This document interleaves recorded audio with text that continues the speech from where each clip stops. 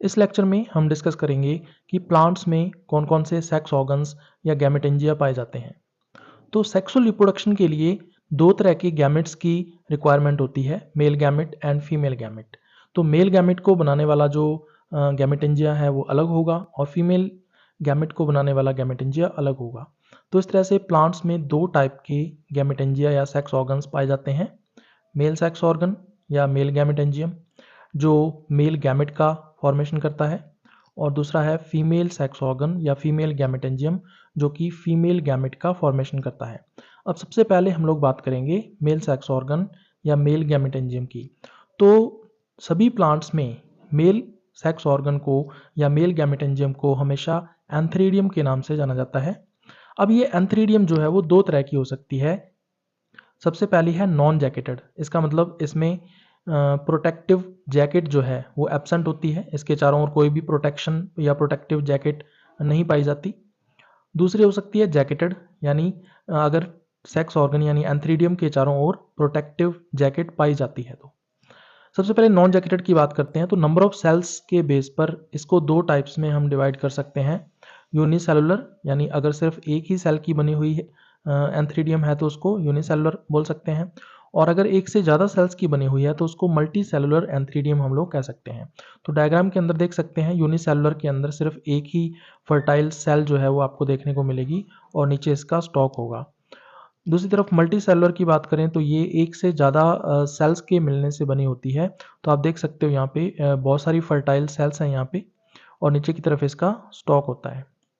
तो इस तरह की नॉन जैकेटेड जो एंथ्रीडियम है वो हमें थैलोफाइटा के अंदर देखने को मिलती है, यानी कि जो एल्गी एंड फंजाई हैं उनमें इस टाइप की एंथ्रीडियम देखने को मिलती है। दूसरी तरफ जैकेटेड एंथ्रीडियम की अगर अपने बात करें तो इसमें एंथ्रीडियम के चारों ओर एक प्रोटेक्टिव जैकेट जो है वो पाई जाती है। अब ये जो जैकेटेड एंथ्रीडियम है ये हमेशा मल्टी सेलुलर होती है, हमेशा एक से ज़्यादा सेल्स की बनी हुई होती है। तो डायग्राम के अंदर आप लोग देख सकते हो ये मल्टी सेलुलर एंथ्रीडियम जो है वो यहाँ पे शो की गई है, जो कि जैकेटेड एंथ्रीडियम है। इसके चारों ओर एक प्रोटेक्टिव जैकेट है और इसके अंदर की तरफ फर्टाइल सेल्स हैं और नीचे की तरफ एक स्टॉक है। तो इस तरह से ये स्ट्रक्चर है जैकेटेड एंथ्रीडियम की, और इस टाइप की एंथ्रीडियम हमें देखने को मिलती है ब्रायोफाइट्स एंड टेरिडोफाइट्स के अंदर। उसके बाद नेक्स्ट हम लोग बात करेंगे फीमेल सेक्स ऑर्गन की। तो इसको दो टाइप्स में हम लोग डिवाइड कर सकते हैं। पहली है ऊगोनियम और दूसरी है आर्चिगोनियम। ऊगोनियम और आर्चिगोनियम में डिफरेंस आपको पता होना चाहिए। जो ऊगोनियम है ये नॉन जैकेटेड होती है, इसका मतलब ऊगोनियम के चारों ओर प्रोटेक्टिव जो जैकेट है या कवरिंग है वो एब्सेंट होती है। जबकि आर्चिगोनियम की बात करें तो ये जैकेटेड होती है, इसके चारों ओर एक प्रोटेक्टिव कवरिंग प्रेजेंट होती है। उसके बाद जो ऊगोनियम है ये या तो यूनिसेलुलर होती है या फिर मल्टी सेलुलर होती है। जबकि अगर अपने आर्चिगोनियम की बात करें तो ये हमेशा मल्टी सेलुलर कंडीशन इसमें देखने को मिलती है।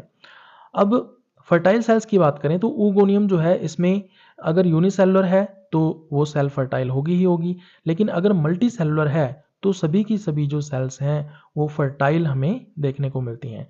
जबकि आर्चिगोनियम की बात करें तो मल्टी सेलुलर कंडीशन है, लेकिन केवल एक ही सेल जो है वो फर्टाइल होती है, जिसको हम एग सेल कहते हैं।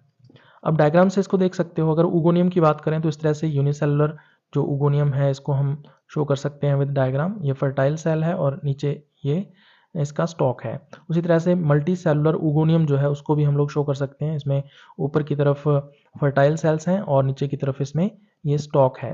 अब इसके चारों ओर आप लोग देख सकते हो कोई भी प्रोटेक्टिव जैकेट जो है वो प्रेजेंट नहीं है।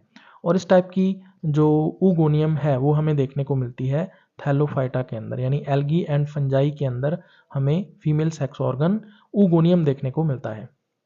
उसके बाद अगर हम बात करें आर्चिगोनियम की, तो आर्चिगोनियम को हम लोग डायग्राम से देख सकते हैं। तो इसको दो पार्ट्स में डिवाइड हम लोग कर सकते हैं। ऊपर वाला जो पार्ट है इसका वो नेक कहलाता है और नीचे वाला जो पार्ट है वो वेंटर कहलाता है। अब इसमें ऊपर की तरफ, नेक के ऊपर की तरफ लिड सेल्स होती हैं और इनकी संख्या हमेशा 2 होती है। और इसके अलावा इसके नेक के अंदर नेक कैनाल सेल्स होती हैं जिनका नंबर जो है वो स्पीसीज टू स्पीसीज वेरी कर सकता है।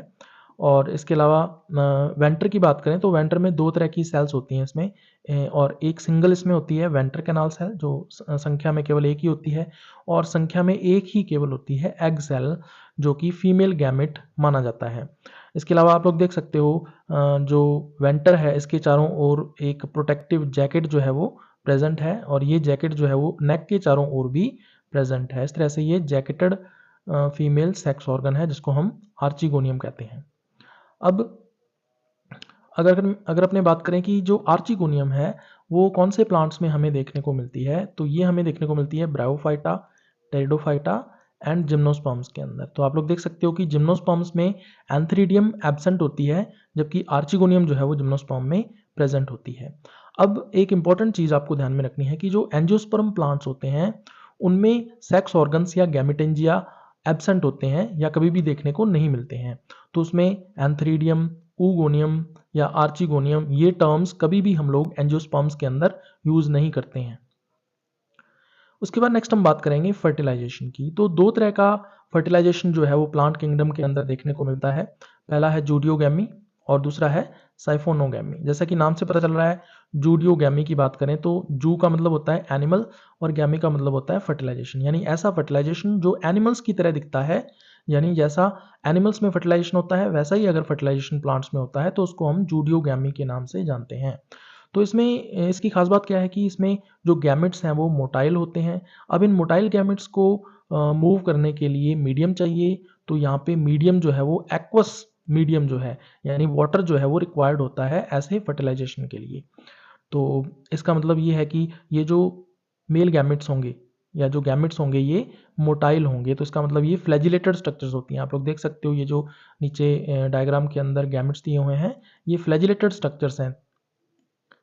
उसके बाद साइफोनोगैमी की बात करें तो जैसा कि इसके नाम से पता चल रहा है, साइफन का मतलब होता है ट्यूब, गैमी का मतलब होता है फर्टिलाइजेशन। तो ट्यूब फर्टिलाइजेशन भी इसको बोलते हैं। इसमें खास बात क्या होती है कि इनके जो गैमेट्स हैं वो नॉन मोटाइल होते हैं और इनको पॉलेंस के नाम से जाना जाता है। अब ये जो पॉलन है वो मूव तो कर नहीं सकते, इसलिए इनको मीडियम की रिक्वायरमेंट नहीं होती है, तो इसलिए इनको वाटर की रिक्वायरमेंट नहीं रहती है। अब ये जो पॉलेंस हैं वो एक प्लेस से दूसरे प्लेस पर ट्रांसपोर्ट किए जाते हैं, या तो बाय एयर, अगर बाय एयर होते हैं तो उसको हम बोलते हैं एनिमोफिली, या फिर बाय इंसेक्ट जो है वो ट्रांसफ़र किए जाते हैं। अगर इंसेक्ट्स के द्वारा ये ट्रांसफ़र होते हैं तो उसको हम लोग बोलते हैं एंटोमोफिली। तो इस तरह से ये साइफोनोगैमी जो है वो देखने को मिलती है। तो इसमें आप देख सकते हो नीचे की तरफ ये पॉलन दिया हुआ है जिसमें दो कवरिंग्स हैं इसकी, और इसमें दो मेल न्यूक्लियस जो हैं वो शो किए गए हैं। तो ये नॉन मोटाइल स्ट्रक्चर है जो पॉलन है, और ये बाय एयर या बाय इंसेक्ट्स जो है वो ट्रांसपोर्ट होते हैं एक जगह से दूसरी जगह पर। एग्जाम्पल्स की बात करें तो जूडियोगैमी जो है वो हमें देखने को मिलती है थैलोफाइटा के अंदर। इसका मतलब एल्गी एंड फंजाई में हमेशा जूडियोगैमी होती है। इसके अलावा ब्रायोफाइट्स में भी जूडियोगैमी, और टेरिडोफाइट्स जो है इनमें भी हमें जूडियोगैमी जो है वो टाइप का फर्टिलाइजेशन देखने को मिलता है। अगर अपने साइफोनोगैमी की बात करें तो इस तरह से देख सकते हो आप डायग्राम के अंदर, जो पॉलन है वो नॉन मोटाइल है जिसको ट्रांसफ़र किया जाता है स्टिग्मा के ऊपर। जो कार्पेल है इसकी स्टिग्मा के ऊपर इसको ट्रांसफ़र किया जाता है, और ये जो प्रोसेस है वो पॉलिनेशन कहलाता है। और पॉलन का जो ट्रांसफ़र है वो बाय एयर हो सकता है या फिर बाय इंसेक्ट्स हो सकता है। अगर बाय एयर होता है तो एनिमोफिली, और अगर बाय इंसेक्ट्स होता है तो एंटोमोफिली जो है वो कहलाती है। अब ये साइफोनोगैमी हमें कौन से प्लांट्स में देखने को मिलती है, तो इसमें आपको ध्यान में रखना है जिम्नोस्पर्म्स जो हैं और इसके अलावा एंजियोस्पर्म्स जो हैं उनमें देखने को मिलती है। जिम्नोस्पर्म्स में लगभग हमें एनिमोफिली देखने को मिलती है, यानी बाय एयर जो है वो ट्रांसफ़र होता है, जबकि एंजियोस्पर्म्स के अंदर एंटोमोफिली एंड एनिमोफिली जो है वो दोनों टाइप देखने को मिल सकते हैं। उसके बाद हम बात करेंगे अल्टरनेशन ऑफ जनरेशन की। तो दो तरह की अल्टरनेशन ऑफ जनरेशन प्लांट्स के अंदर हमें देखने को मिलती है, आइसोमॉर्फिक एंड हेट्रोमॉर्फिक। सबसे पहले आइसोमॉर्फिक की बात करें तो जैसा कि नाम से पता चल रहा है, आइसो का मतलब होता है इक्वल, मॉर्फिक का मतलब होता है फॉर्म। तो इक्वल फॉर्म जो है यानी कि अगर दोनों की दोनों जो जनरेशन्स हैं यानी गैमेटोफाइट एंड स्पोरोफाइट दोनों की दोनों बाहर से दिखने में एक जैसी मॉर्फोलॉजी रखती हों या सेम मॉर्फोलॉजी शो करती हों, और बाहर से देखकर हम उन्हें आइडेंटिफाई ना कर सकें कि ये गैमेटोफाइट है और ये स्पोरोफाइट है, तो इस टाइप की जो अल्टरनेशन ऑफ जनरेशन है वो आइसोमॉर्फिक अल्टरनेशन ऑफ जनरेशन कहलाती है। और इस टाइप की जो अल्टरनेशन ऑफ जनरेशन है वो बहुत ही रेयर होती है, और ये हमें देखने को मिलती है एक एल्गा के अंदर। जो है एक्टोकार्पस।